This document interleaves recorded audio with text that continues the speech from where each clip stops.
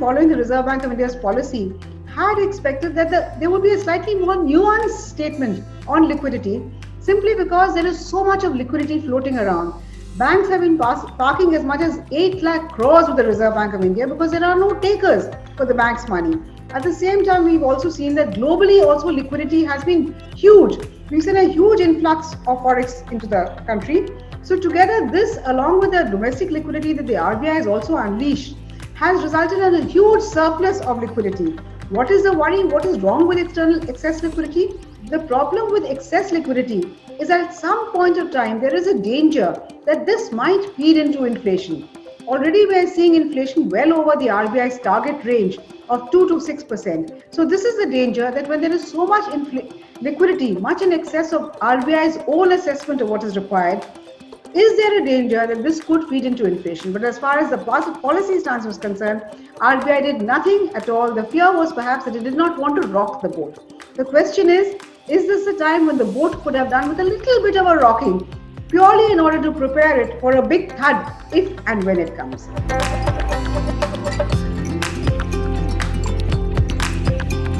When inflation has been over 7% or close to 7% for well over 8 to 9 months, I'm not very sure on what basis the RBI is premising the fact that it is so confident that inflation will come down. It has been saying this in the past as well, and very often its inflation projections have been proved way off the mark.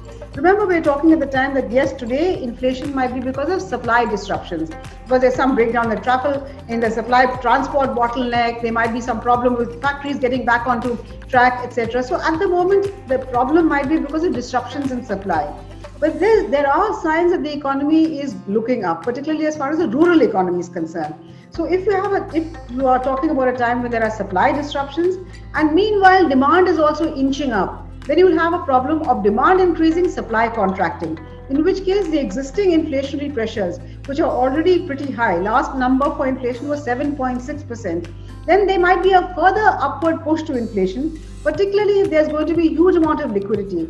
Milton Friedman had famously said that ultimately inflation is a monetary phenomenon. So if you are going to have supply disruptions, increased demand and excess liquidity, there is only one way it can go. It has to feed into price pressures. And that really is a fear.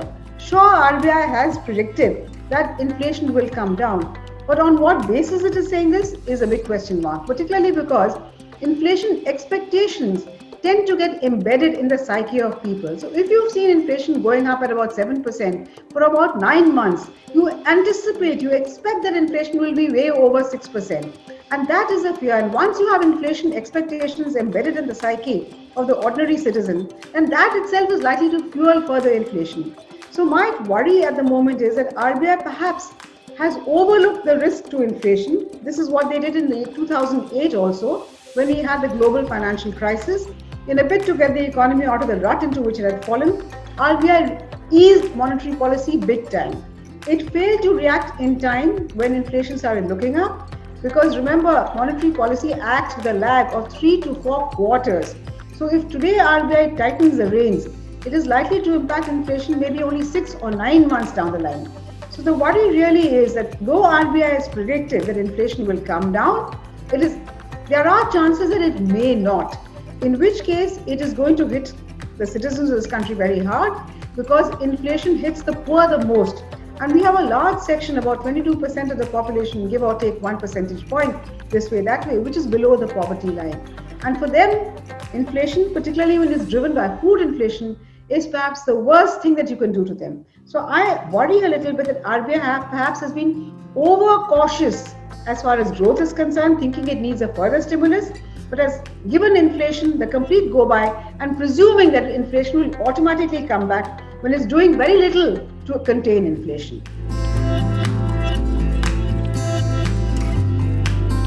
RBI has revised upwards its GDP projection from the earlier contraction of 9.5 to a contraction once again of 7.5. So growth, certainly the projection seems better, but all this is predicated on the hope that we will not see a resurgence of coronavirus.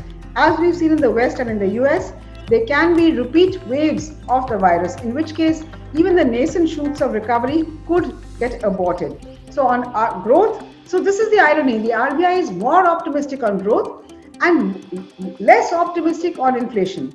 Yet, it has done more to trigger growth and much less to trigger inflation. So the RBI's action or inaction, as it were to be said, strictly speaking today, because everything was kept status quo, the RBI's action is not consistent with its commentary. It is worried about inflation, it says, but it doesn't do anything about it. It is not worried about growth, it says, but it's doing its best to push growth, even though there is a risk of inflation. So it seems to be pushing on a string, driven by the hope that somehow growth will pick up, even though in the past we've seen abundant liquidity has not really helped the case of growth at all.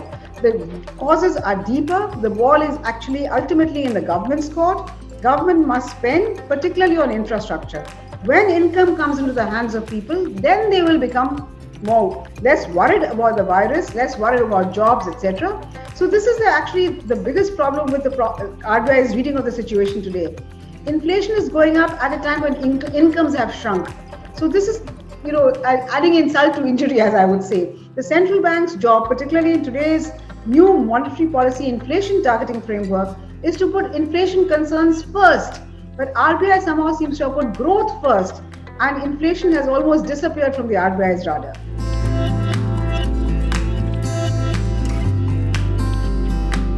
The small saver is going to be particularly hard hit, because we've seen that real interest rates, which is the actual interest rate less the inflation rate, the real interest rate has been negative. So your bank deposit is giving you, say, roughly 5%, whereas inflation is 7.6%. So you're having a negative real interest rate of about 2.6%. The small saver has already been hit. The hope really was that if RBI would take some measures to contain inflation, then maybe the extent of this real interest rate of becoming negative would come down, and hopefully sometime in the future the saver would get a positive real rate of interest. The problem really is that if the saver does not get a positive real rate of interest, apart from the discomfort, unhappiness and the genuine distress for the saver, ultimately he might stop saving altogether and start putting his money once again in things like gold, real estate, etc. And as we're seeing into the stock market is increasingly looking more and more like a bubble. So the smart people, the traders, and those who are savvy manage to get out in time. But the small saver who turns away from banks and puts his money in equity is likely to be left holding the can when markets fall, as they will ultimately, because the markets cannot remain divorced from the real economy for long. So you cannot have a situation where the Sensex is 43,000 and the economy is contracting. So this is something that will have to be reconciled at some point of time, and that is likely to happen. So markets are going to come in for a rude shock. Ordinary citizens, ordinary savers will suffer, smart ones will get out in time. As far as borrowers are concerned, who's the other side, the flip side of the savers, borrowers can look forward to soft interest rates for much more time to come. When I talk of borrowers here, I'm talking about large corporate borrowers. They will look at negative real rate of interest for a long time. MSME sector, unfortunately, is not going to benefit very much from the fall in interest rates, simply because more than 90% of the MSME sector is in the unorganized sector.